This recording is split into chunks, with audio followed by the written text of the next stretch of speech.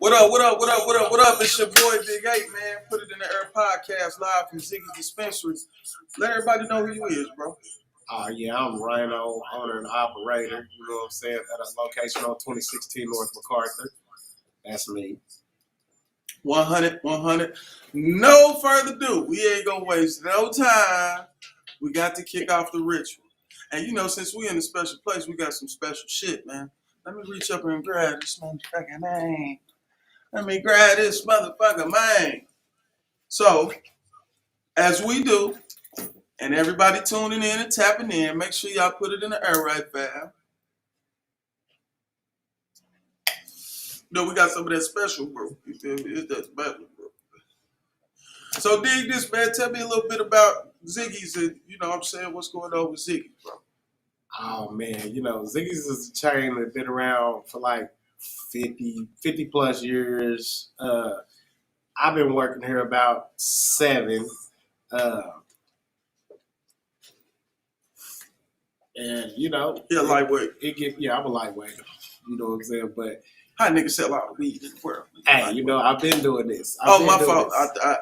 I need to be politically correct. Medical marijuana. Yeah, that's what I said. You know what I'm saying? But I mean, it was something I always been into, and everybody I know do. So fell into it, and they fell out of it. You know what I'm saying? Even through hard times and health problems and everything, I always have somewhere to come back to. So 100. You know what I'm saying? Now this one is under my ownership and management. It's still about 5 left, but this one is me, so this is the one I focus on. I help out with others. You know I'm still affiliated, but the Ziggy's on MacArthur, Ziggy's Mac is me. So, yeah, that's what that is. Now, you mentioned health problems. Not to get too personal, but what's some of the stuff you done been through, you know what I'm saying?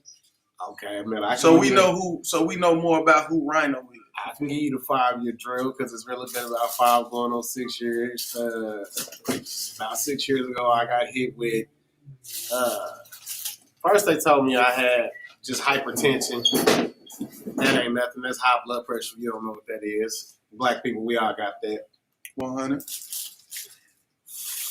But then they said you got a bad heart, and at that time, I was working 3 jobs, 2 full times and a part time.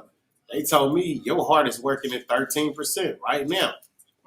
So at that point, of course, I did what we do as black men. I ignored it. I kept on working. You know what I'm saying? I kept on pushing. And one day I was at work, and from the knee down, my legs just ballooned up right in front of my face. So that sat me down for about 5 months, but I was still employed. I did my little 5 months. I got my health back right. Came back, got my heart working to about 34%, which is what they call a low normal. I didn't even know there was a such thing, but it was enough to say you can work full time and keep going.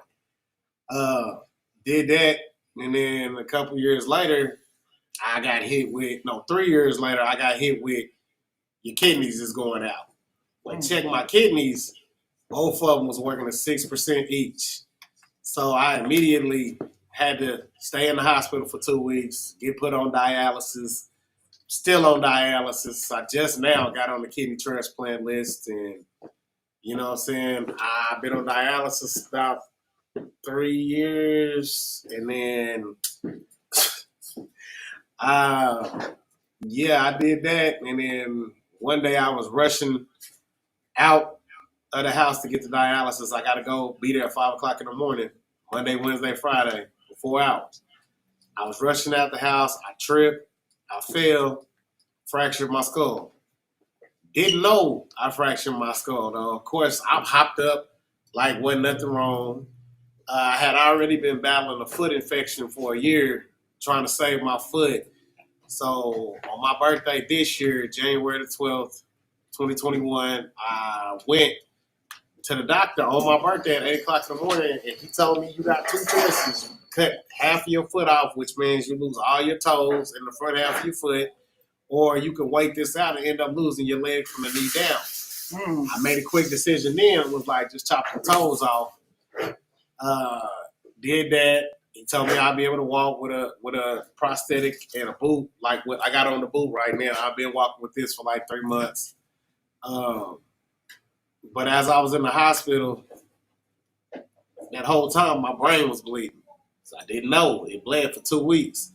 I come home, I'm home for 3 days, go to dialysis, and I died. I died after dialysis, but most of us in dialysis sleep all the way through. So I did my whole treatment. I was asleep through the whole treatment. I don't even remember this. I'm going off what they told me. I woke up after the treatment was over with. You got to hold your arm for the blood to stop on your on this, the thing that they stick you with the needles with. Yeah. I didn't even hold my own arm. They held it for me. So to me, they should have knew something was wrong then. I always hold my own arm. I ain't never not held my own arm. Yeah. So they thought I was asleep. They went to go get my wife, talking about go wake him up. He's playing with us. So when she came to me, she realized something was wrong. Playing with us? Ain't they got machines for this type of shit? Bro, they thought I was just playing and I wasn't, you know what I'm saying, getting up for them. But it wasn't that. It was I was non-responsible. So I was basically dead, you know what I'm saying, the whole time. She come and she like, no, he's not asleep. Something wrong. They call an ambulance. They connected to the hospital, so it only took them about 2 minutes to get there. First thing the guy say is, how long he been like this? And they was like, going on 15 minutes. So he was like, y'all do know he's not asleep. He's non-responsive. So the guy, big difference. You know what I'm saying? The guy, I think his name was Tony, got me on the gurney, got me in the ambulance, and somehow got me back. I got to the hospital again. As soon as they got me in the operating room, went out again. So the doctor was like, we got to drill a hole in his head to get the tube out. Is it okay? They got to check with your spouse if you married. So, of course, she like, go. Yeah, do what got to be done. Yeah, they do it, but it's so much blood around my brain that don't belong there and stop halfway through. So then another decision got to be made. We got to cut his head open and open the skull and literally go in and vacuum everything that we couldn't get out and some. Now, this is in a short period of time, too, this right? This is all like, in January. Like all this is from my birthday on the 12th to the 20th. Good this Lord. All happened on the 20th. So I had already got my foot cut off, went to the little 8 days in the hospital, came home for 2 days, and then went right back to the hospital. So this is all 10 days. But this is the crazy part. After they did the surgery, I was still alive, but I wasn't here. I was in a coma. So basically, the ventilator kept me going for 6 days. I woke up on the 6th day. Don't remember it. My wife said I did the craziest thing. You know what I'm saying? Everybody be like, I'd be out of line for telling this, but she's like, I woke up and I tagged her up. And I went right back out, though. I don't remember none of this. She took a picture of it when I did it, though. So I know I did it because it's a crazy picture of me doing it. I was in and out. Imagine. I was in and out. You know, somebody wake up out of coma, they're like, whoa. You know what I'm saying? Don't nobody expect that. I went back out. They said I fought all day and all night going in and out. So a total of 6 times I died. I woke up right before midnight. So going into the next day, and I've been up ever since. I spent 2 months in Baptist Hospital. And then I got out of there. But since my foot wasn't all the way healed, I had to learn how to do everything again. I had to learn how to. Only thing I could do when I woke up was see. So talk, eat, chew, stand, because I only got a half a foot over. I had to learn how to stand on my own. I had to learn how to go to the bathroom again. Everything. So I did most of that while I was in the hospital, but my strength was all gone. It was like So pretty much that 2 months you was working on like your motor skills and stuff like that. Everything.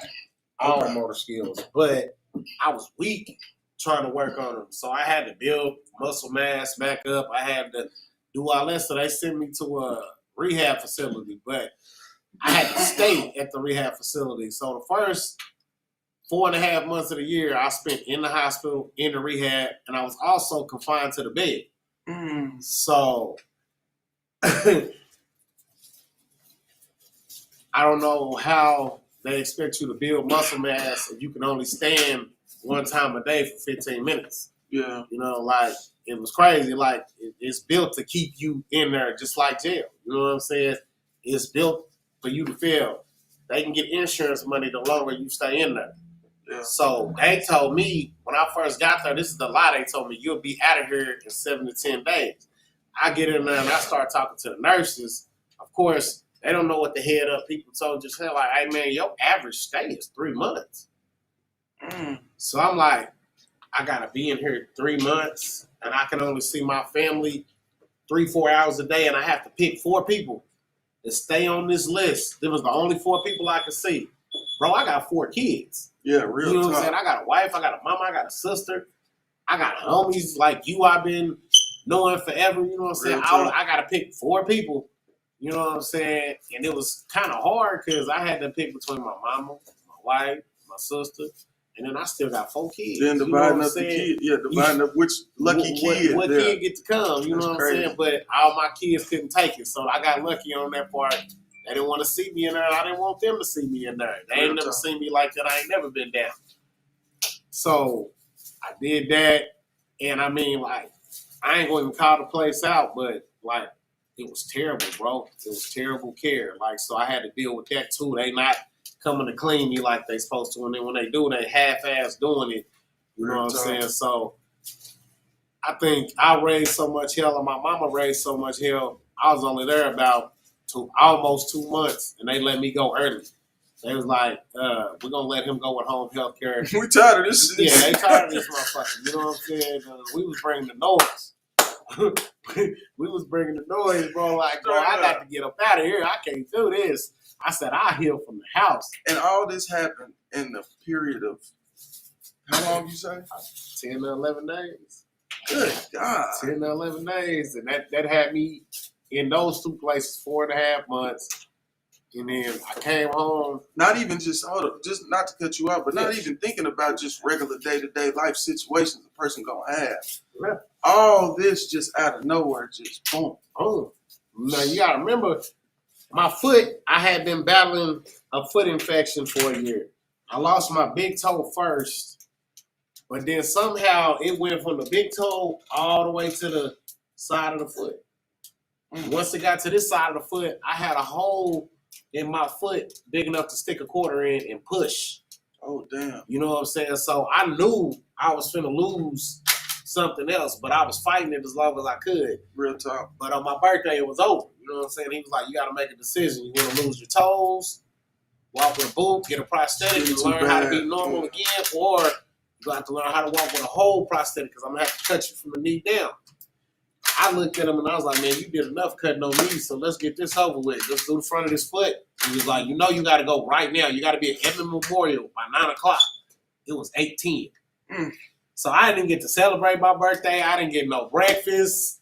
I didn't get nothing. I got foot chopped off and slept to the next day. Because they had me doped up. I'm talking about, bro, when I seen what it was just like wicked. It was like a busted open hot link, but it was my foot. That's what it looked like. You know what I'm saying?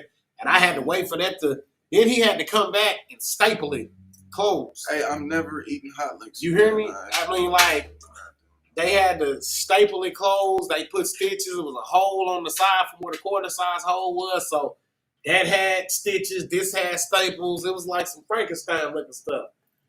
And he was like, you know, by doing this, you're taking a 50-50 chance. This may heal right.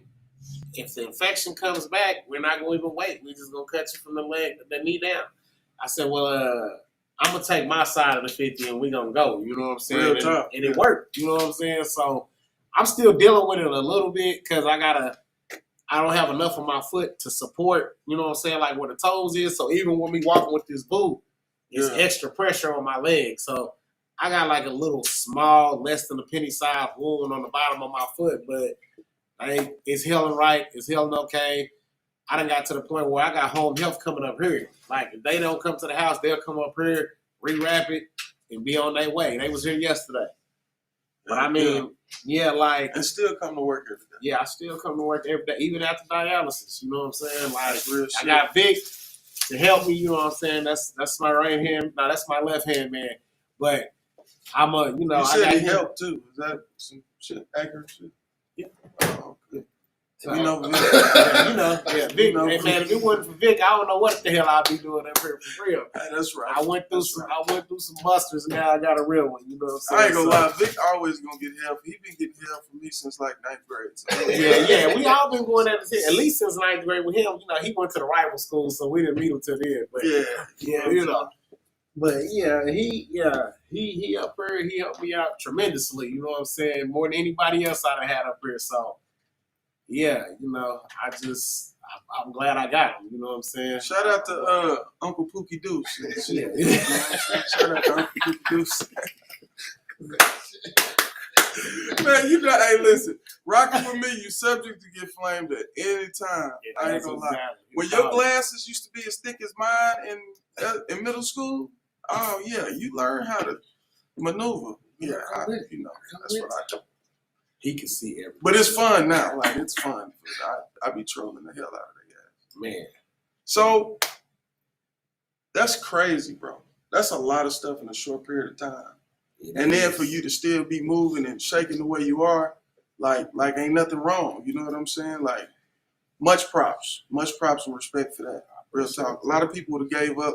A lot of people bill get cut off and they be ready to give up. Like, you went through some real serious shit. You know what I'm saying? Yeah, but where we from, we've been going through serious stuff since we was kids. So yeah, I don't know what he's talking about. You know I'm from Nichols Hills. Nah, Nichols Hills is under us. Nichols Hills is the good part. Hey man, North Highlands don't love me for some reason. I don't know what's wrong with them people. So since they don't love me, I'm from Nichols Hills.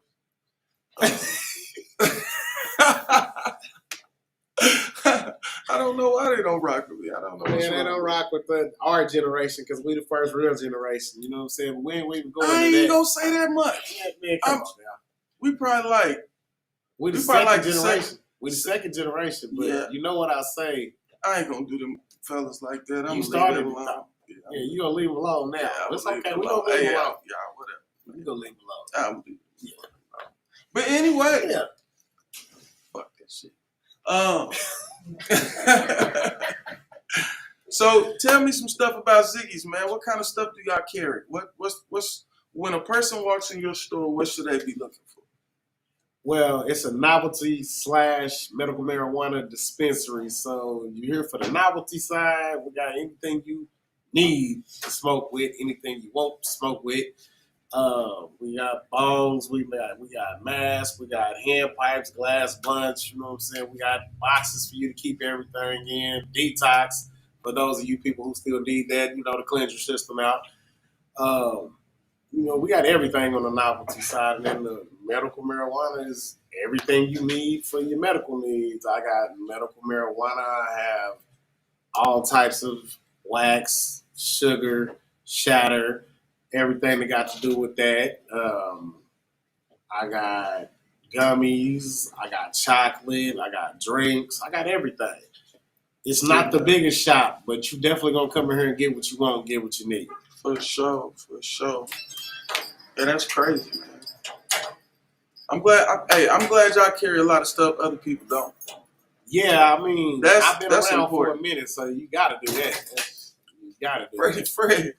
Fred. Yeah, I'm glad y'all carry a lot of stuff other people don't, because it's one of those things where like they got this on this side of town, they got this on this side of town.